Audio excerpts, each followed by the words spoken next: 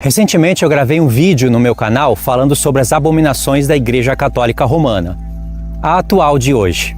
Porque se for ver o histórico dela no passado, todos conhecem o que essa igreja fez. Só que o que ela faz hoje parece que não é pior, mas é pior do que o que ela fazia no passado. E o curioso é que quando você vê que esse povo se encontra com a verdade, quando a luz bate aos olhos deles, eles ficam mais idólatras ainda. Se vocês forem olhar os comentários, vocês vão ver que realmente esse povo merece a condenação que está profetizada e destinada para eles. Porque quanto mais eles são reprovados, mais eles adoram Maria. E eles falam mesmo, salve Maria, e engrandecem Maria. E no vídeo eu só estava falando sobre o pecado de chamar Maria de Arca da Aliança. Eu gravei um vídeo, na verdade eu gravei 2 ou 3 vídeos shorts, que é uma versão curta, e não deu para explicar muita coisa. Mas eu consegui ler o texto e provar pela Bíblia que somente Jesus é chamado de Arca da Aliança no Novo Testamento. O que eu vou falar é bem resumido mesmo, algumas referências vão aparecer na tela, aí vocês ficam atentos. Por exemplo, a Arca da Aliança, a maneira como Deus colocou ela dentro do Santo dos Santos, que é a figura do céu, vocês vão aprender que ela é o próprio trono de Deus. Através da Arca da Aliança se fazia propiciação pelos pecados. Por isso os querubins de ouro puro, ali com as faces voltadas para o propiciatório, o sangue tinha que ser aspergido 7 vezes no propiciatório. É sangue de Cristo, não é sangue de Maria. Maria não está em nenhum lugar dos aspectos daquela arca. E o propiciatório, sendo de ouro puro, era para falar da eternidade de Cristo, da divindade dele, porque ele está entronizado entre os querubins. Ele haveria de sair do seu trono, vir sobre a terra e se fazer homem. Por isso que na Arca da Aliança ela é madeira revestida de ouro. Madeira para falar da humanidade, é algo terreno. O ouro é para falar de algo celestial, da fé que o Senhor Jesus teria no seu Pai e do revestimento da sua glória. Então são 2 peças, não é? O propiciatório de ouro puro, sem madeira, e a Arca da Aliança, que era madeira revestida de ouro, para contar a história do Senhor Jesus através dessas parábolas que o Senhor Jesus deixou escondido no livro da lei. E aí Deus disse: a Arca da Aliança, o propiciatório, vai formar uma só peça com a Arca da Aliança. São 2 peças, mas elas devem ser uma só. Para deixar essa mensagem, o que Maria tem a ver com isso? Quem criou Maria foi Jesus. Jesus escolheu nascer de Maria porque era uma mulher boa, era uma mulher santa, que agradou a Deus. E ele tinha que se fazer homem, ele tinha que escolher um ventre. Ele escolheu Maria, mas quem criou Maria, quem fez a redenção de Maria e quem vai ressuscitar Maria é Jesus. Maria não está no céu, Maria não é intercessora, não é conselheira de Jesus. Onde já se viu uma mulher que precisou de redenção, que precisou de expiação dos pecados, como ela mesma confessou, ser conselheira de um Deus onisciente, onipotente? Não faz o menor sentido. Então veja bem, só nisso nós já vemos que a acusação feita sobre eles, sobre a idolatria deles, é verdadeira. O próprio espírito de prostituição induziu eles a falarem que Maria é a Arca da Aliança. E agora eles têm que sustentar essa mentira, porque isso faz parte da escatologia católica. Mas no Novo Testamento, em 1 João capítulo 2 e capítulo 4, Jesus é chamado de propiciação pelos nossos pecados. Propiciação vem do propiciatório, aonde era a Arca da Aliança. Ou seja, na Arca da Aliança se fazia perdão pelos pecados, que seria uma figura de Cristo no futuro. Nada a ver com Maria. Maria mesmo precisou dessa propiciação. Ou seja, se coloca Maria como Arca da Aliança, isso é pecado de idolatria. E eles vão ser avisados disso antes de vir castigo sobre eles. Veja bem como Deus localizou as coisas. A Arca da Aliança ficava no Santo dos Santos para mostrar que é o lugar do céu. O próprio escritor de Hebreus, lá em Hebreus 9, fala que o Santo dos Santos é figura do céu. Logo, o trono de Deus tem que estar figurado em alguma coisa. Está na Arca da Aliança, irmãos, isso não é difícil de entender. Então tem a Arca da Aliança, o véu do testemunho, que se chama também véu da separação, que nós estamos separados de Deus por causa do pecado. Depois do véu, no segundo compartimento, chamado de Santo Lugar, ali vai ter o altar de ouro, do lado esquerdo vai ter a menorá e do lado direito a mesa dos pães da proposição. O que tem diante do altar de ouro? A Arca da Aliança. Pode ver lá o Apocalipse capítulo 8. Diante do altar de ouro está o trono de Deus e os 7 Espíritos de Deus, ou seja, Deus está mostrando pra gente que a Arca da Aliança é o trono dele. Não tem nada a ver com Maria. Maria não foi assunta aos céus. Isso é um absurdo, isso é uma idolatria, isso é uma abominação.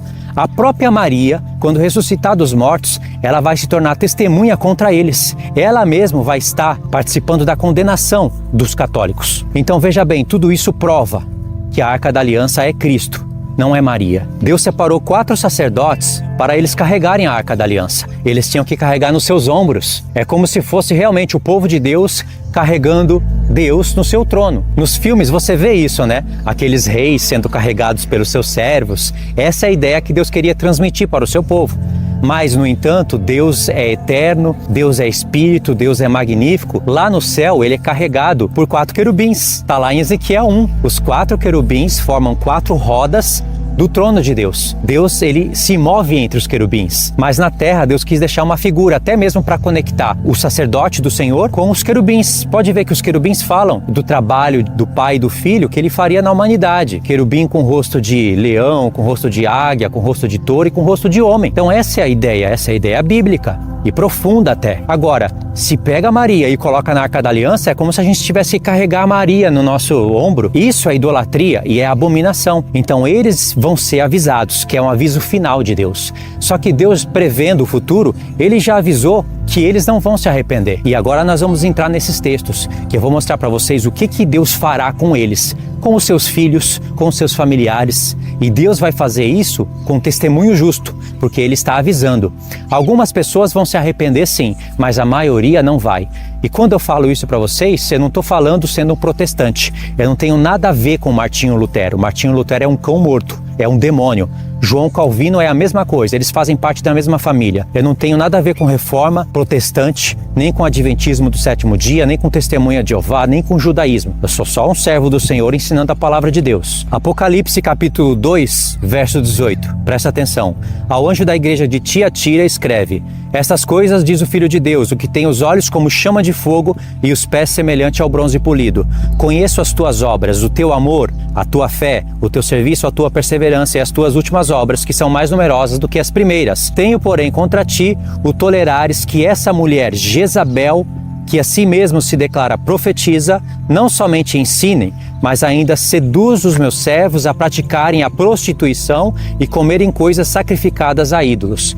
Não é difícil de entender que a Jezabel é uma figura usada dentro do Apocalipse que se conecta com a mulher do Apocalipse 17, a grande meretriz. Toda a vestimenta daquela mulher, todos os detalhes mostra a Igreja Católica Romana, porque a partir da Igreja Católica Romana, a partir de Constantino, da era do Império Bizantino, veio uma era de trevas, onde a palavra de Deus foi sequestrada. E ali houve as Inquisições, os santos sendo mortos, massacrados por causa da Igreja Católica Romana. Isso é um histórico que eles tentam negar. Filmes e seriados mostrando, eles ignoram, eles fecham os olhos e tampam os ouvidos. Quando hoje eles se declaram filhos da Igreja Católica Romana, eles estão em concordância com os seus pais que cometeram assassinato. Então veja bem, a Jezabel está sendo usada com essa figura, a profetisa, aquela que se uniu com quem? Com Acabe, ou seja, era um rei de Israel, mostrando a prostituição do povo de Israel. E aqui Deus fala que ela ensina prostituições,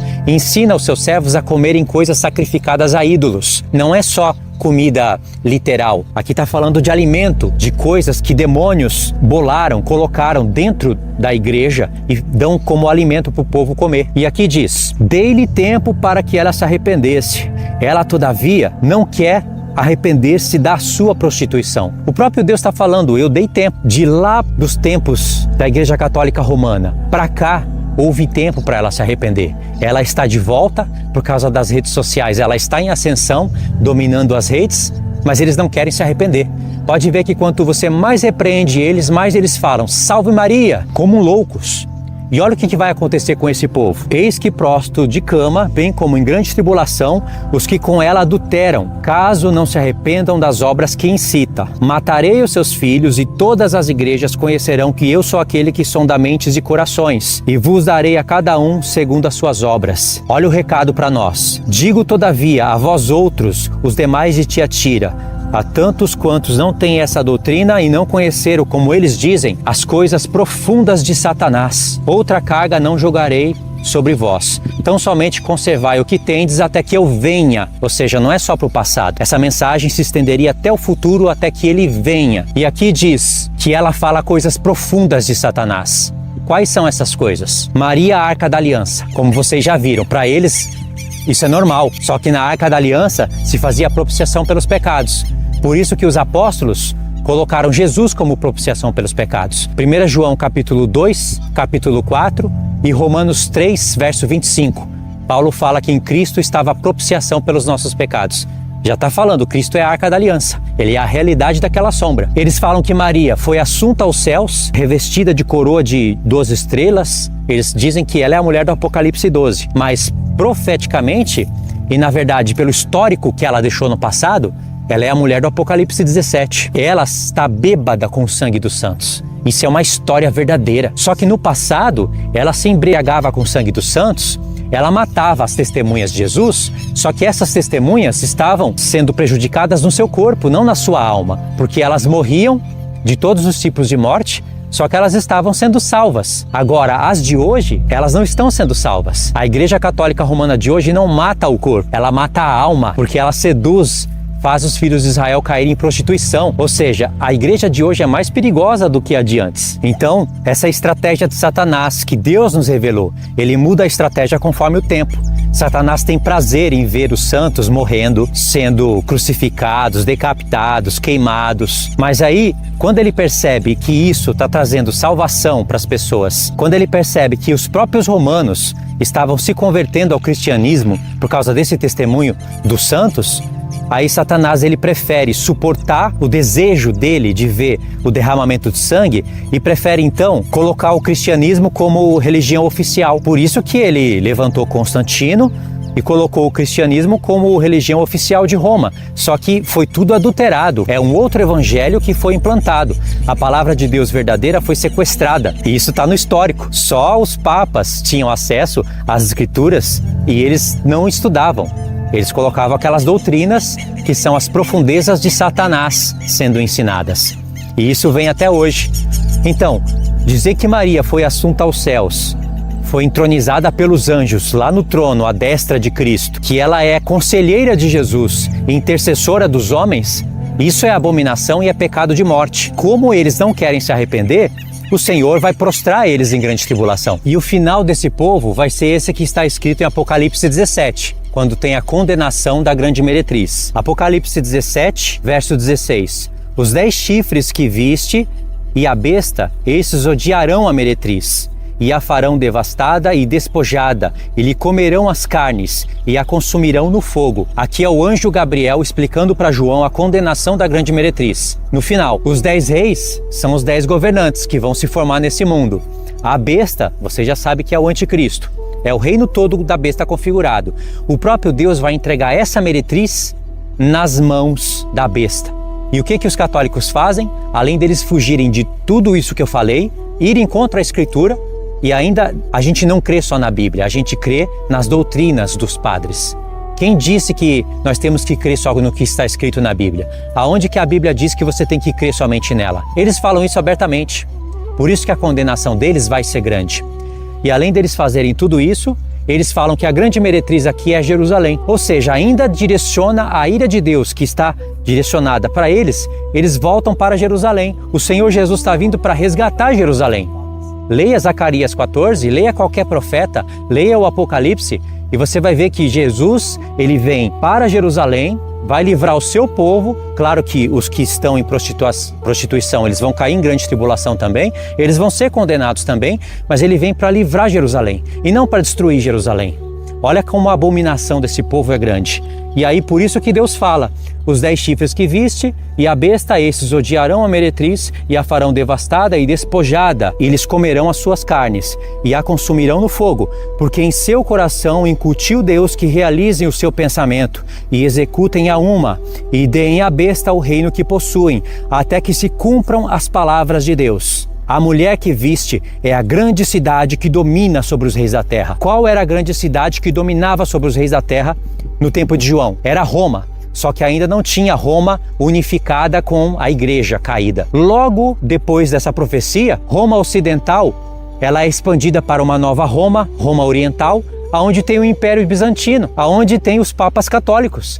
aonde eles mataram os santos. E depois disso, o histórico deles se estende até os dias de hoje. Então o Senhor está dando tempo para que ela se arrependa. Ele quer que eles se arrependam, mas eles não querem se arrepender. Por isso que dentro do Apocalipse 18, quando você continua lendo, o anjo fala: sai dela, povo meu, para que vocês não participem das pragas que virão sobre ela. Então o Senhor está convidando todos a saírem dela. E eu não digo isso só a respeito da Igreja Católica Romana, eu digo a respeito das suas filhas também, porque a Igreja Católica Romana é mãe. As filhas são Reforma, Adventismo do Sétimo Dia, todas essas religiões que são até contra a Igreja Católica Romana. Na verdade, tudo isso é uma briga de família, mas é uma família de ímpios. É uma família que não quer ouvir a voz do Senhor. Se você estiver fazendo parte da Igreja Católica e você chegou até aqui, você foi avisado. Você não tem mais desculpa.